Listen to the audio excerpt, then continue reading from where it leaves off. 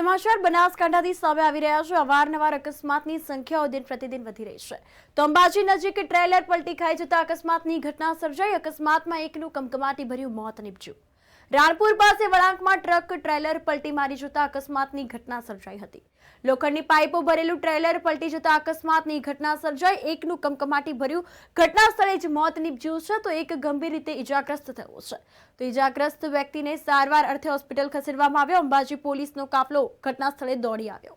પાઇપો ભરેલું ટ્રેલર દાંતા તરફથી શામળાજી તરફ જઈ રહ્યું હતું તેવું સામે આવ્યું છે। ત્યારે રાણપુર પાસે પલટી ખાઈ જતા અકસ્માતની ઘટના સર્જાઈ છે તો ડ્રાઈવર ગંભીર રીતે ઘાયલ થયો છે।